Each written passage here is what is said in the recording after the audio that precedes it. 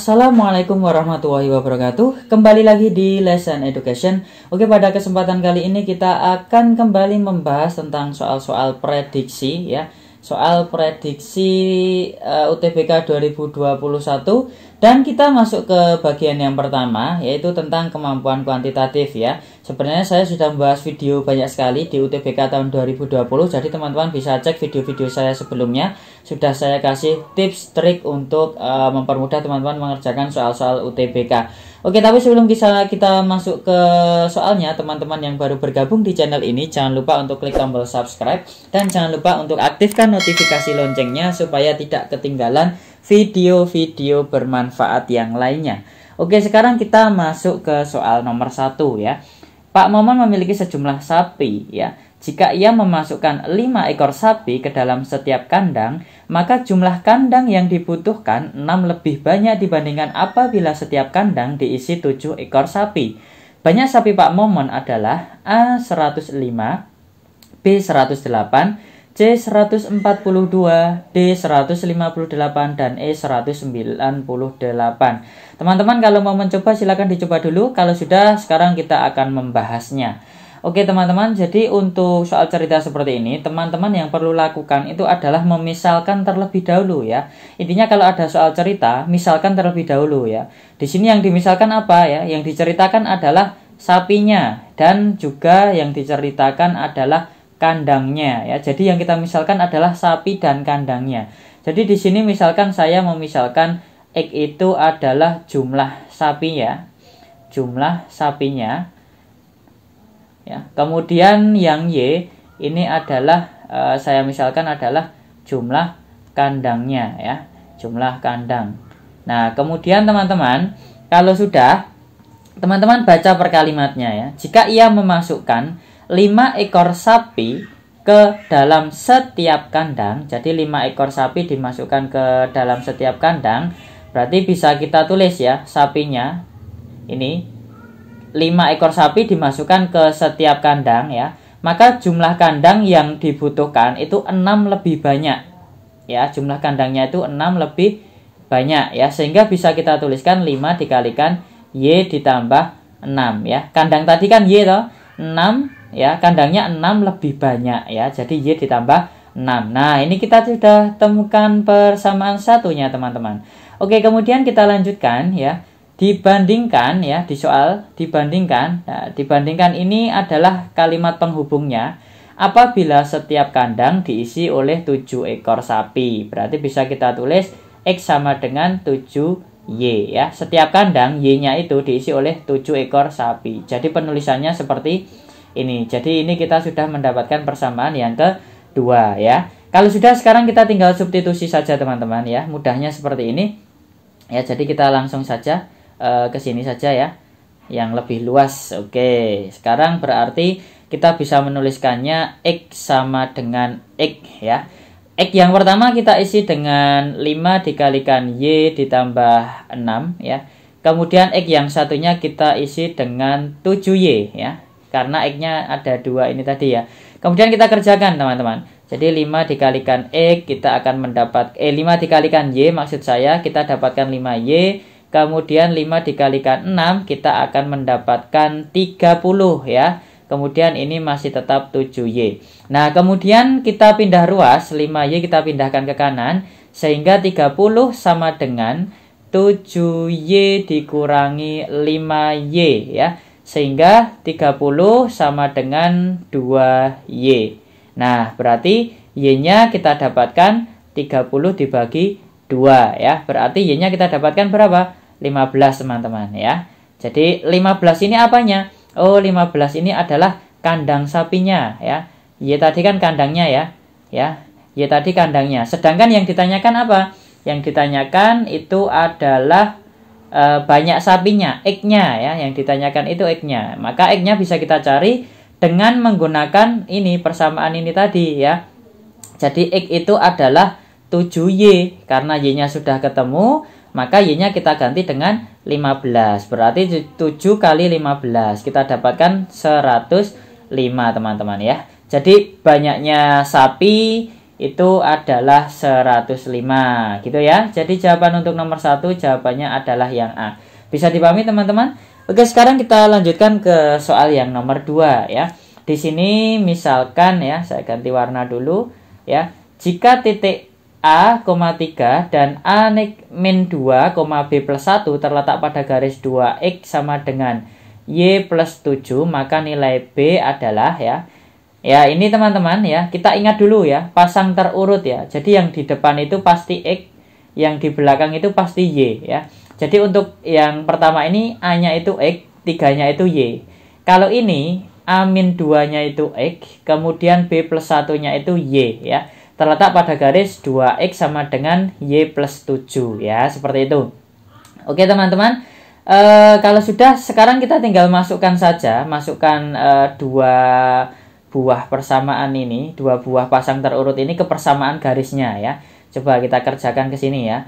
Ya, jadi di sini misalnya kita masukkan dulu A, 3-nya ya. Kita masukkan ke persamaan garisnya ya, sehingga X-nya kita ganti dengan 2 ya, karena X-nya tadi 2 sama dengan Y.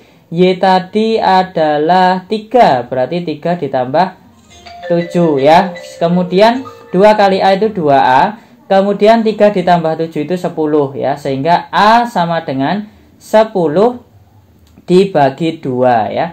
Kita dapatkan A-nya sama dengan 5 ya. A-nya sudah ketemu teman-teman. Nah, kemudian kita akan mencari apa? Mencari B-nya. Sekarang kita masukkan ya, saya ganti warna dulu. Kita masukkan yang kedua, yang ini. Kita masukkan ke sini. Ya, berarti A dikurangi 2 ya. Kemudian maaf ya, ini salah tulis. Ini dihapus dulu. Ya, kalau sudah kita lanjutkan. Ya, jadi A, 2, A dikurangi 2, B ditambah 1. Kita masukkan ke persamaan garisnya lagi teman-teman ya. Kita masukkan ke persamaan garisnya, sehingga X-nya itu kita ganti dengan A min 2 ya. Karena ini sebagai X dan ini sebagai Y. Seperti itu ya. Bisa dipahami ya.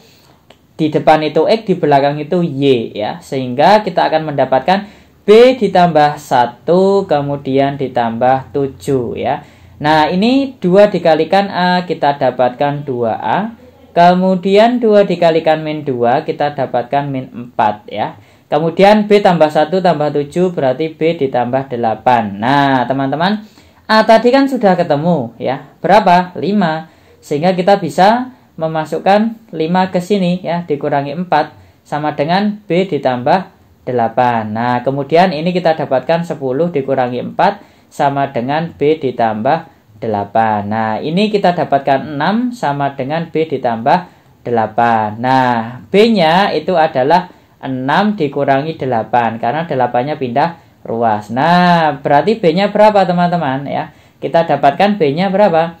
Ya, B-nya sama dengan 6 kurangi 8 itu adalah negatif 2. Oke, berarti jawaban yang paling tepat B-nya adalah negatif 2. Nah, ini pilihan gandanya ini salah ketik ini, teman-teman ya. Pilihan gandanya salah ketik. Ini pilihan gandanya sama dengan soal nomor 1 tadi ya. Berarti sini bolehlah kita tulis F ya. Yang penting kita sudah menemukan jawabannya. Seperti itu teman-teman. Oke ya, bisa dipahami. Sekarang kita akan melanjutkan ke soal nomor 3. Ya, oke. Nah, di sini soalnya simpel sekali. 5,055 dibagi 2,002. Hasilnya A, B, C, D, E, seperti teman-teman bisa lihat ya. Nah, di sini teman-teman, kalau kita membagi langsung, misalnya kita menuliskan 5022, kemudian kita bagi dengan 2022, itu akan susah ya, membingungkan ya. Kita pakai porogabit misalnya, ini juga akan membingungkan ya. Kita tidak perlu pakai ini ya. Kita lihat teman-teman ya, ini 5 ya. Jadi kita hanya perlu melihat seperti ini ya. Jadi ini ternyata bisa dibagi dengan angka 1011 ya. Dibagi dengan angka 1011 ya. Sehingga kalau 5055 ya, itu dibagi dengan 1011, itu kita akan mendapatkan berapa? Ya, kita dapatkan 5. Kemudian yang satu juga harus dibagi 1011 teman-teman. Jadi harus dibagi semua. Jadi kalau dibagi seperti ini kita akan mendapatkan 2 ya. Jadi kalau 5055 dibagi dengan 2022 ya, itu sama aja dengan kita menghitung 5 dibagi 2 ya. 5 dibagi 2 jelas hasilnya adalah 2,5 ya. Jadi seperti itu teman-teman ya, mudah sekali ya. Jadi kita lihat angkanya dulu ya. Ini kan sama-sama dibagi dengan 1011 ya. Jadi boleh seperti itu ya untuk mempermudahkan perhitungan kita. Oke ya, bisa dipahami. Jadi jawaban yang paling tepat adalah yang D, 2,5. Oke, sekarang kita lanjutkan ke soal nomor 4 ya. Saya ganti warna dulu. Istilah hipersonik itu digunakan untuk menyebut suatu kecepatan yang bernilai 5 kali kecepatan suara. Ambang batas untuk suatu benda bergerak dalam kecepatan hipersonik itu adalah sekitar 1,05 km per detik ya. Yang ditanyakan adalah berapa kilometer per jam ya nilai kecepatan tersebut ya. Oke teman-teman, di sini jangan terkecoh ya, jangan terkecoh dengan soalnya.